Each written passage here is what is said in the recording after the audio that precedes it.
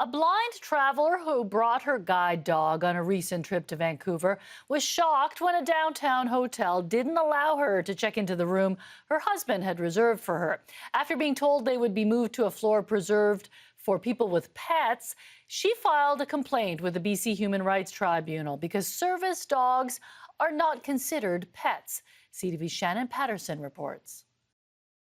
When Cindy Fosco's vision deteriorated to only 5%, she knew she needed help navigating. So 3 years ago, she was matched with her service dog, Aaliyah. And she has really opened up my world. Having Aaliyah has allowed Cindy and her husband Corey to continue traveling. In September, the couple from Chicago booked a stay at the Residence Inn by Marriott in downtown Vancouver. But when they attempted to check in, Corey says they were told, "She's got a dog. You guys can't go in this room. You have to go onto the 4th floor because that's our pet floor." She's a service animal. She's not a pet.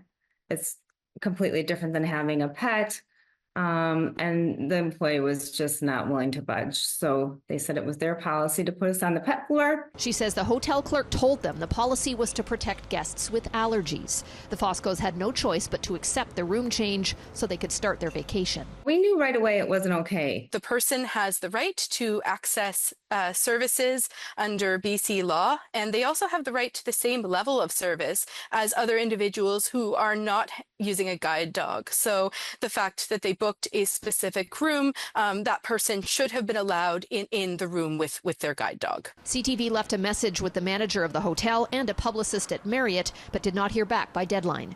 When the Foscos checked out, they tried to raise the issue again. They then offered to give us one free night's credit, but they weren't willing to say, this needs to change. We can't do this to other people. So Cindy has filed a complaint with the BC Human Rights Tribunal. There are laws in place that already say that you are allowed to come in with your service dog and be treated like a regular person. And then someone's, not willing to treat you that way. That's just, it hurts, And I just don't understand why they aren't willing to be educated and say, whoa, let's take a step back and let's make sure we're doing the right thing for our customers who have disabilities, who have service animals. The Foscos say Aaliyah has never been barred from a hotel room before, and they hope by filing a complaint and going public, it won't happen again. Shannon Patterson, CTV News, Vancouver.